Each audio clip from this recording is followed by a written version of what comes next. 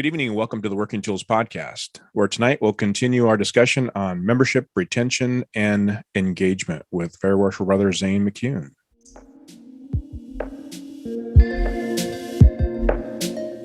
Ladies and gentlemen, brethren all, welcome to the Working Tools Podcast, a casual conversation around Freemasonry. First, it's important to note that our thoughts and opinions are our own and do not reflect those of our Grand Lodge or respective craft or concordant bodies. Please connect with us and ask questions via our website at theworkingtoolspodcast.com.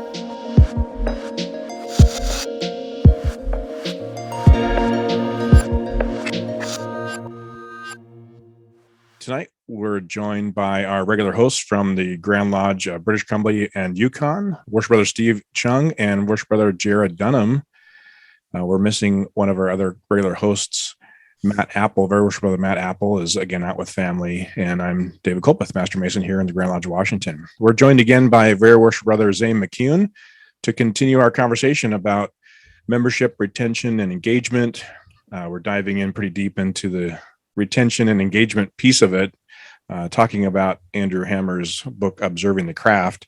On our previous show, we kind of covered about half of the 8 important steps that he talks about in engaging and retaining members. And so we're going to continue that conversation. One of his elements is he talks about how officers and selection and advancement of officers. And it's an interesting piece. Zane, do you want to dive into that? Sure. Yep. So, his point to his book, if when you get a chance to read his book, to the listener out there, when you get a chance to read his book, he will tell you that the progression, like the progressive line, is an innovation in Masonry. The whole idea that you automatically get to take the next chair just because you sat in the previous chair. It was not only was that not the way that it was originally done, but that has been a disservice to the craft by and large. And it is hard to argue with that idea. Although, when we sat down and said, well, could we just elect a whole brand new line every single year, from soup to nuts? And well, I mean, by the time people move around and leave and take another job, and sometimes you do end up doing that. But I think that there is some benefit of, at least our interpretation was that there's some benefit of having a little bit of consistency and some planning with some lead time. So what we did in our lodge was try to strike a balance between this idea that it shouldn't have to be a progressive line and what we called earning your chair up the line. So we still have a progressive line, although it's really only from it's really just the last 3 chairs. No one really talks about this progressive line all the way down to the junior steward, as if you were gonna wind through all 7 chairs automatically. Although I know other lodges, that's how they define it, and we're not saying that we go out of our way not to define it that way. It's just the only place in our lodge where we're really sort of expecting the brother to take the next step is the senior deacon to the junior warden, and junior warden to senior warden, and then the senior warden to advance. And although in our lodge, there needs to be this element that he's earning that next step. And so how does he do that? Well, he does that by participating in officer meetings. And so you're now actively involved and engaged in the lodge's direction. We do that by having him confer a degree, so he's clearly stepping up on and tackling ritual work along the way.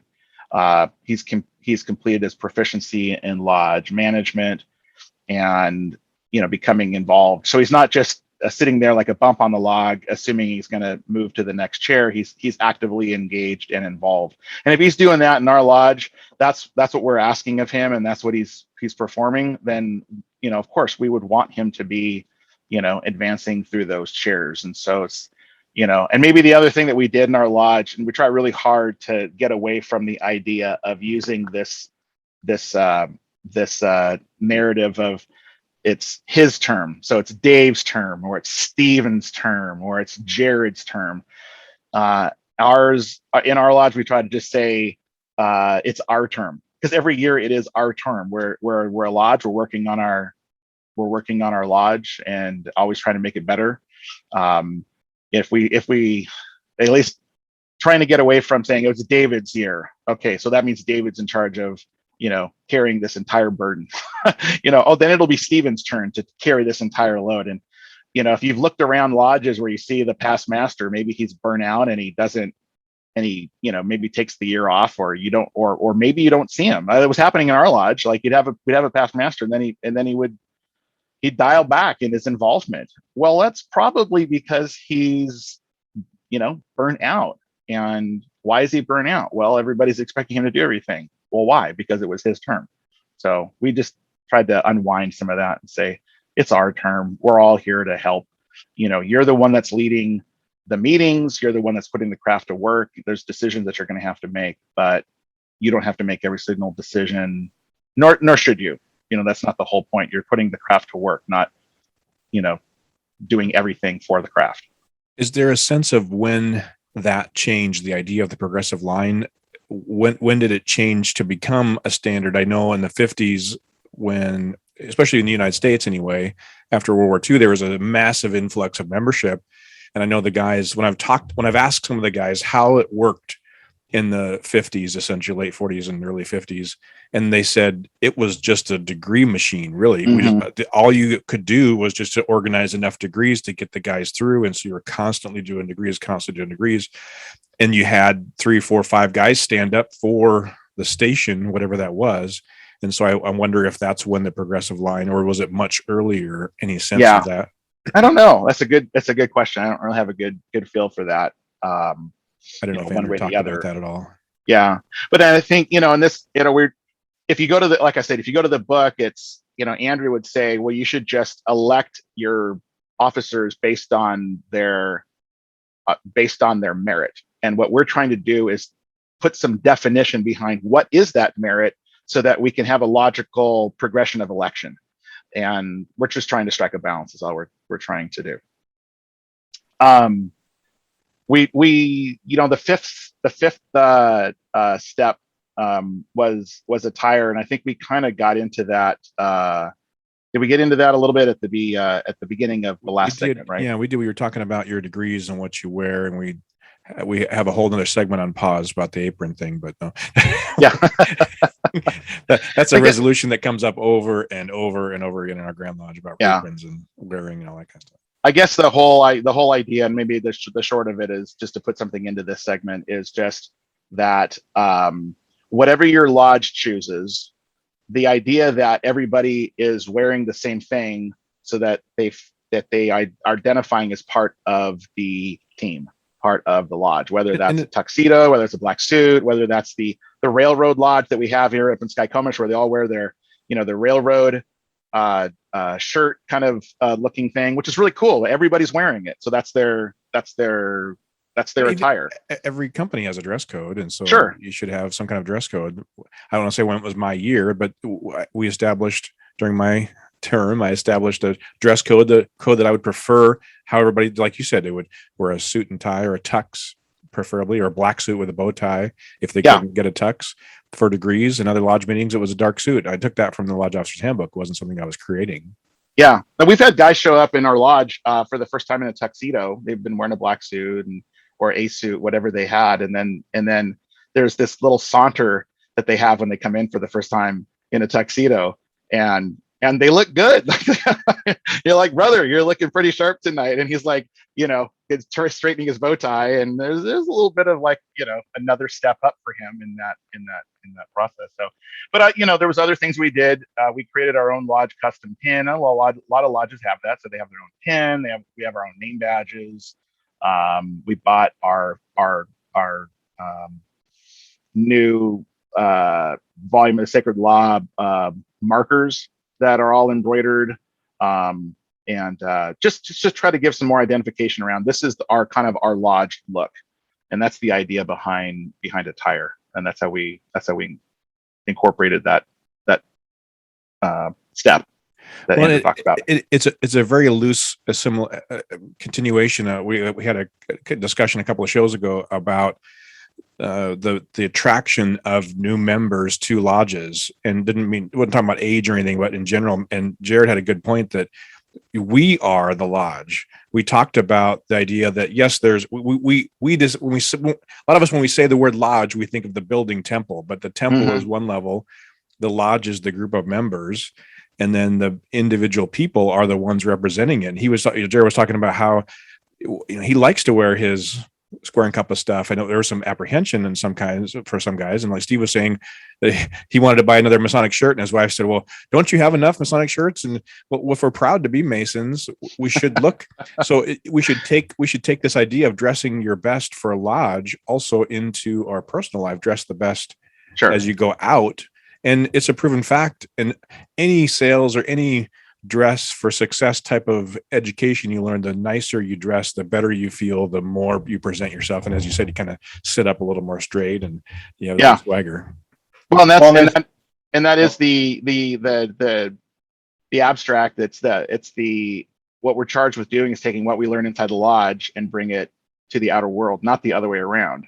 And I think that's an application of that. So there's some guys that maybe have never gone through that in their professional development, and so they're getting some of that to some extent in the lodge, just like standing up in public speaking. Maybe it's not public like it's a private meeting, but standing up in front of 20, 30, 40 guys, maybe they've not done that before, or had the opportunity to take a little more of a leadership role. So you're learning something in the lodge and you're taking it to the outer world. Well, there's something special that you feel when you dress differently than you do during your normal day. Yeah. I know that like in my year when I was master of the lodge, I instituted when we were opening and closing, all officers wore their gloves. And it's just that little bit of something extra special to see all the officers wearing white gloves as they're opening and closing the lodge. It's just, and everyone sort of felt better as we did it as well. Yep, it's putting on the putting on the uniform, Yeah, that extra sharpness, Sure. That's why we do it. I think the point of that is to open up that dialogue within your lodge to talk about, what is our lodge going to do? What's our approach to this, and not leave it to just happenstance. The whole point of that is to put some intention behind it. So that's what you talk about at an officer meeting. Well, what do we talk about? We talk about these kinds of things. And as you talk about that, it ties in directly with the number 7, the sense of awe in our ceremonies. And that if you just come in there, and I know, unfortunately, there are some lodges out there that do degrees and flip flops and sand, shorts. And I've seen it. Yeah. I wonder, how does that new man expect? If was he really expecting that to be to go? I won't describe the process, but to be revealed that this is what was happening in the background. And so, to come in and put on your armor, or to transform yourself from the outer world to the inner world, so to speak, in putting on your gloves or putting in your tux, that creates that sense of awe. Yeah, that was that contemplative. Yeah, the sense of awe is, I think, what actually Andrew Hammer says. We've called it contemplative atmosphere, but that's the same step that he's talking about. So our I would say, I call these elements. So how many elements do you use, and kind of how do you incorporate them? So in our lodge, in fact, our Grand Master was talking about music in lodge, and how so many lodges now don't have a lodge musician, and so they basically don't have any music going on in the lodge. Well, that's a whole element that's now absent in most lodge experiences. And how do you put that back in if you don't have a live musician? Not to dive into that, that whole, open up that topic and segue, but music, we incorporate that into our lodge. Even the way that we use incense at the beginning, not during the lodge meeting, but for about an hour before the meeting starts, we burn incense in there. So even the sense of smell, when you walk into our lodge room, it smells a certain way when lodges start. Yep, exactly. One of those senses. Lighting, when we run a meeting, the lights come down, especially during opening, lights come down a little bit. People, it's not bright. It's like, I've walked into lodges before where you could literally perform surgery. It's so bright. and there's nothing wrong with that. I'm not saying that lodges are doing it wrong. What I'm saying is in our lodge, we bring the lights down a little bit, and it signals to the guys that we've just shifted again, and it's now time to close the lodge. It's even during a degree, it's much darker. The whole thing is, way more serious. And guys aren't joking around when it's, lit candles and it's a little darker. You're even signaling this is not a comical, mood right now. So those are just, that kind of creating that contemplative atmosphere.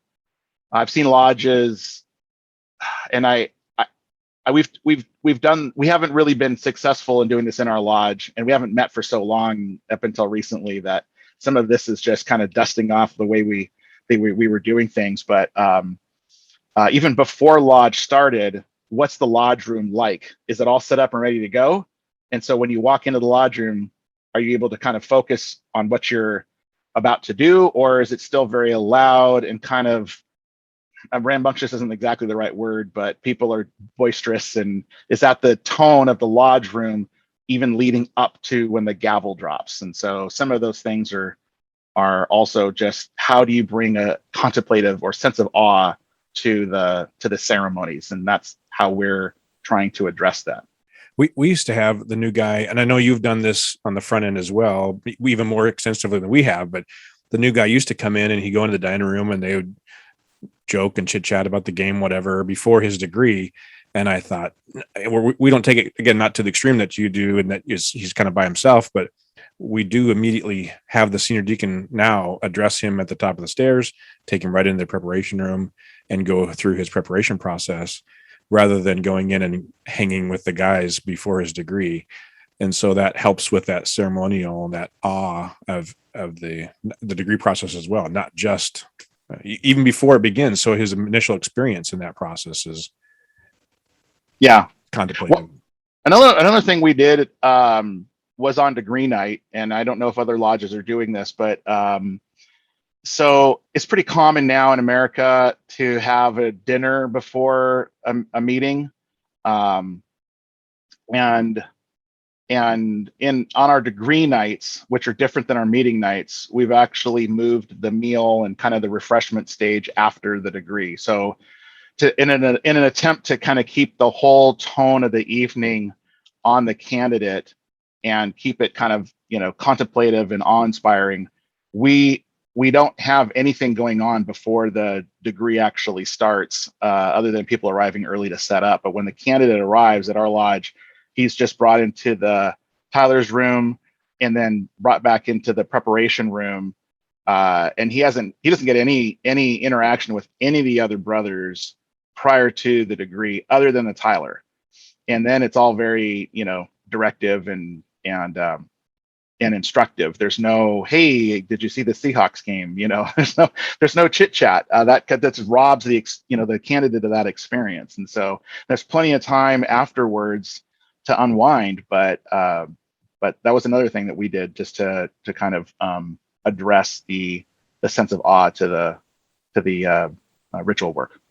And you talk about how you have your agape, or you have your dinners and whatnot, maybe after the degree.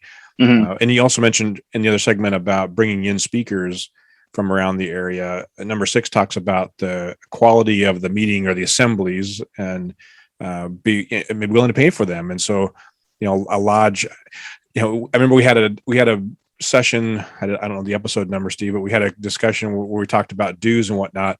And a lot of us, we had pulled all of our lodges in our district, and there was a couple that were actually going backwards based on what they were taking in versus what they were paying out. Right, yep. And I remember you were kind of joking, like, what do you mean you figure out what your dues are? Don't you know what your expenses are? Just divide it by the number of members there are, and that's your dues. I mean, Yeah. it is a pretty straightforward idea. What do you want to spend your money on? How much of it are you going to spend? And then what's your portion? And so, but the idea of increasing dues, I'm on record many times of saying, I think our dues should be $1,200 a year, which would include a ticket to a quality education event in the jurisdiction, as well as dues for the lodge and education ability components, and a great meal potentially, and events at the lodge. Mm-hmm. And so is that kind of what he's talking about in quality assemblies, or is it something much different than that. No, I think that's in the spirit of what he's talking about. And Jared, I know you've also read this book as well, and so feel free to chime in. But my interpretation of what Andrew's talking about here is, if you're going to have a dinner, that dinner should be well done. It shouldn't be a kind of a hokey dinner, halfway done. It's like, if you're going to do it well. Chili's not good enough. Come on. Well, here's the thing: if that's the event, and it's an evening of brotherhood, but no, I think that kind of gets into the whole, like, what in our lodge we call it right place, right time. It's like, there's a night for a chili feed, and it's a good evening of brotherhood, and it's a lot of fun. Fantastic. Well, I don't think his issue is, at least from when I read it, what I took away from it was not so much what you serve, but how you serve it. Is that, if that was you're going to have dinner, have it on plates. I mean, I know that someone has to wash them, but when you're eating on paper plates with plastic forks, it cheapens the experience for everyone. Most lodge halls have a dishwashing machine. So, I mean, and yeah, it sucks to be the last guy out who had to load it and unload the machine, but it's worse to have a potential candidate or even a newly made Mason. They've just gone through this beautiful ceremony, and if your memory, and if you've done it well, no one has stumbled, everyone knows their lines, and they sit down, and they get a cold ham and cheese sandwich on a paper plate served with coffee in a styrofoam cup. And like, it is such a letdown. And I think that's what he's really talking about, is that, quality in everything, especially, and from soup to nuts, start to finish. And don't be afraid to pay for it. Like, that's going to cost money. So I think, the cliche is putting the free in Freemasonry. Not a term I've coined. We've all heard it lots of times, but that's the, but where does that all kind of come from? And I think, for lodges, this is, I think, another thing that lodges are going to have to kind of grapple with. So if your lodge dues have been $45 a year for a long time, and there are lodges that I've talked to that is their due structure, you can't just, I think it might be a little bit of a hard press to just say, and by the way, we're all moving to $300 a year, right? I'm not saying that there isn't room to increase. What I'm saying is you should expect the brothers in that lodge to say, what are we getting for increasing the dues from $45 to $300? Right. And to do that in 1 year and then not really have anything and deliver, I think you're going to actually be taking a step backwards. So my recommendation for lodges is kind of a step up approach. It's, so, ask for an increase in dues, pay for those events, demonstrate to the brothers that this is the progression, but to kind of take that to the next step, we're going to ask for another increase in dues, and it's okay to do that. But I think you're going to have a successful implementation of that if you ramp up rather than just sort of go for it, one big step. At our lodge right now, we're talking about doing a major increase to our dues just for that purpose, including 4 catered meals per year, so 1 a quarter, or at least 4 events. Mm-hmm. And they're high class events for the wives to be able to come, and they're fully catered and served so that our guys aren't spending their time in the kitchen. And it's going to be an optional buy-in on the annual dues because there's some members who just can't come, and they can't make it at night because they're too old and or have medical issues that prevent them from being able to come at night. And so we don't want to burden them with the higher dues to pay for those events that they can't attend.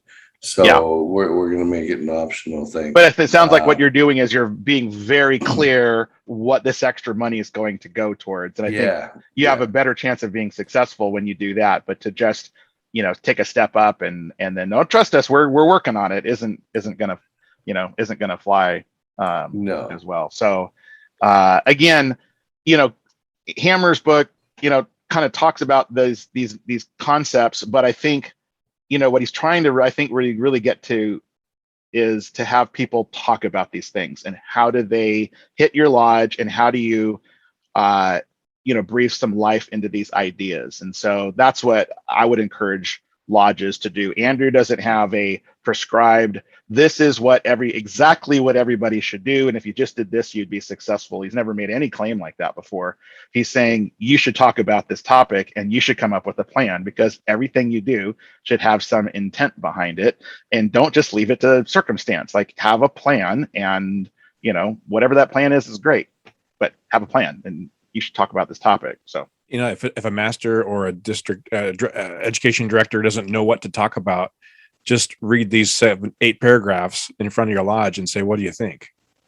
Start a dialogue right in your lodge. Wouldn't that be enough? Yeah. Well, each one of these is it's like having a map, but not having a route. These are waypoints along the way, and how are we going to get there? So you think they're well worth unpacking, but that's why it's a bit of a manifesto or a call to arms. It's like they're, every lodge should be addressing these. We talked a little bit about Masonic education at the beginning of the last segment. I'd be remiss if I didn't, hit on this in this segment as well. But, really, like, this is the one thing that every lodge can provide to its members, different than any other civic organization in the country. And yet most of them don't step up and deliver some kind of Masonic education, or they misunderstand what Masonic education really is. They'll say, well, we're going to read from the code tonight, and that's our Masonic education. And with all due respect, you should be reading from the code. Masters of the lodge are actually charged in our jurisdiction with reading from the code when they are installed as worshipful master.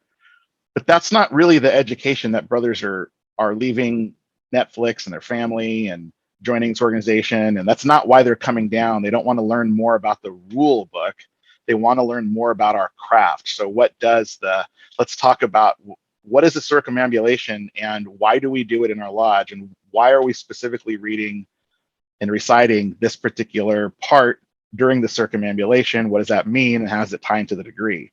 Way more of an open-ended question, and lots of interpretation and lots of discussion behind that. But that's something that's far more interesting to brothers than reading from the code as your education for the night. Well, and that ties into the quality of ritual as well, because there's no point learning why something is if you actually don't know what it is you're talking about. Right. The number of brothers who don't understand the ritual because they don't know the ritual. Right. Yeah. And well, there was and not as much behind it. What does it mean? That's the other thing. I think a lot of guys, they might have it memorized, but do they know what it really means, or at least means to them? Doesn't even have to be the meaning. Oh, right. I'm not even talking meaning. about that. I'm talking about there are brothers who don't even have it memorized. Yeah, who for sure. don't know the ritual. So when you start talking about the meaning behind the ritual, sure, because they don't know what you're talking about, they don't know why you're talking about what you're talking about. Yeah, let's reroute them back to step number 2, which is being proficient in the ritual.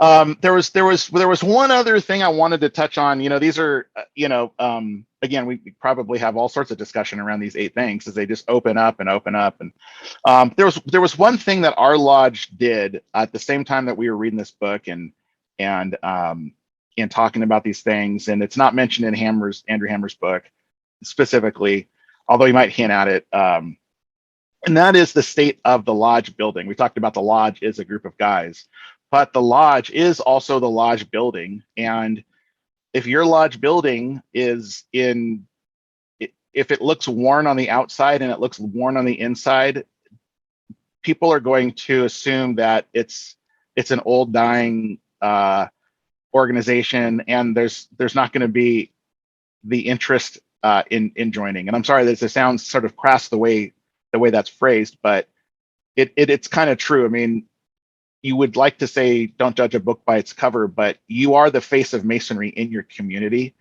And if your building doesn't look, like it's even well kept on the outside, why would anybody want to knock on the door and want to be a part of that?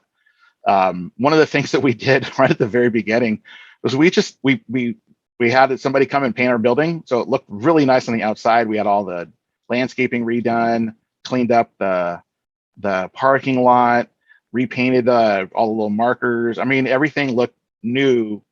It was an older building, but looked newer from the outside. And even within the next month, we had guys that stopped by and said, "Hey, I just moved to the area. I saw your building, and I wanted to, learn more about, Freemasonry." And we're like, "Whoa!" Like, you have to deliver more than just a paint job on the outside of a building. But again, it's, if you own a building, it's an asset that you are charged with taking good care of. Then you need to take good care of it. And if you're not willing to do that, then you probably should rethink that aspect of the lodge as well. Absolutely. It's the first indication. We talked about that in our discussion on the interest. Why aren't new men coming to the craft? Our same discussion I referenced earlier with Jared. We were talking about that. If your building has to look good as well, there's so many firsts, if you will. It's the guy on the street wearing his Masonic logo. It's the buildings, the temple itself has to look good. Yeah. I remember when I first joined, I was kind of in awe of the building, the idea of walking into this cool Masonic temple and being able to go in. And as I looked around, I thought, it's 70s paneling and that's 1950s floor. And as the blur of the awe started to kind of subside, I thought, well, okay, I'll just take it for face value. And I had a good experience. Ultimately, I didn't know any other different experience, but boy, if it had been, anyway, that's a whole other segment. Well, you're the face, the building is the face, and you got to at least keep it looking nice. It doesn't have to be brand new. It doesn't have to be, diamond encrusted, but it has to be well kept and has to, again, it's kind of paying for quality. This paying for quality building. There's a lot of application to paying for quality. And what's quality? Well, the building is too.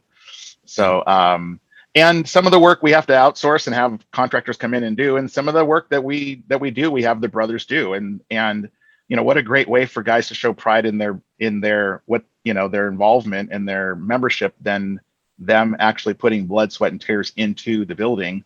They remember that stuff. It's hard to disassociate sweat equity with membership. So anyway, that's just an extra +1 step that maybe 8+1 that maybe Andrew doesn't really kind of dive into, but I wanted to mention as well.